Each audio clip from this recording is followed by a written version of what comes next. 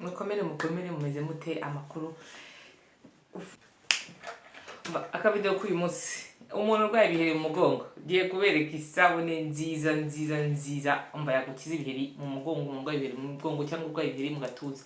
Isabune nziza yakugira nibibagiye kora subscribe kugira ngo video nzakiraho nzazi gucika iyi channel ya Lisi France Lifestyle one do sharing ama tips do sharing umva turagabura turateka do sharing tips z'ubuzima busanzwe ibintu byinshi muri rusange. So nibagiye kora subscribe kugira ngo utazajya ucikanwa n'ibiganiro ngiye kuzajya mbashyiraho ama video meza y'ubwenge. Uyu munsi video ngiye kubereka ni video yuko wakira ibiheri mu mugongo cyangwa muri hano mu gatuza.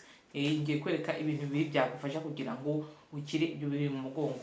Iyi sabune ya Selave niga niziga undi zibare ebyiri indi ntumbazaho nashyize ariko dore umuti n'uyu nguyu ngiye kwereka uko wabikora. Sabune ya Selave deje abona ntuzagaragara bicurika ariko reba neza gutya dore uko bimeze. Ni sabune nziza Selave ni gel nettoyant anti-rugosité.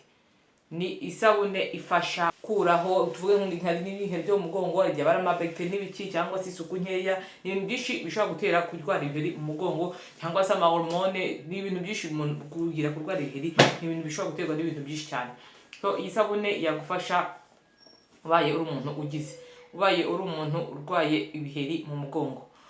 Ikindi kandi ntukagira ugakoresha ikindi kandi ugakoresha ga ukahagira neza dore ga ukoresha ari ebyiri ukayishyiramo ntuza indi ugashyira mu mugongo ubundi ukikuba neza cyangwa se niziga utazibonye wakoresha mwene ubu buroso ntabwo mfite ko ndashaka kuzabugura.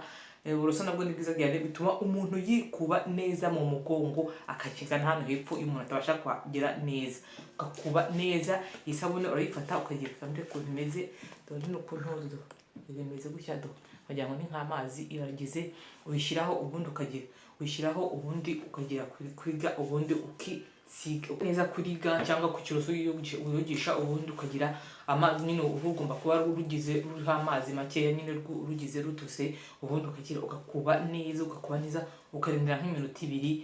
Ushobora no kwiyoga ku muri busanzwe cyangwa abantu barwaye ibiheri gutya mu ntuzi ibiheri hano mu gatuza cyangwa se hajya hasi ntuza ahantu hose hakunda kuza ibiheri no mu maso ushobora kuyakaraba nta kibazo nimba ufite ibiheri mu maso. Iyi sabune nawe wayihakoresha nta kibazo ukareka nk'iminota 2 cyangwa umunota 1 ukagira ubundi ukagira ukashyiraho amazi ugakuraho isabune nuko ubundi ugashyiraho amavuta usanzwe bisiga amavuta meza nibyo ngibyo rwose. Iyi sabune ku muntu urwaye ibiheri nayikurangira wayikoresha ni umuti ugize cyane. Iyi marike ni nziza cyane marike ya Selave ni nziza cyane igira amavuta igira ubutuntu tw'udutibe dukiza ibiheri mu maso igira ntuza nyinshi cyane wagerageza cyangwa se utanayishaka ari ntuza nyinshi cyane ni ifite ntuza marike menshi cyane. Abantu bafite uruhu rw'amavuta uruhu ruri sensible uruhu rugize rugire uruhu rukunda kugira ibiheri byinshi uruhu rworohereye cyane umva wagira washakisha ukareba ikugize. Ariko ku muntu ufite ikibazo ibiheri mu maso cyangwa se ibiheri mu mugongo cyane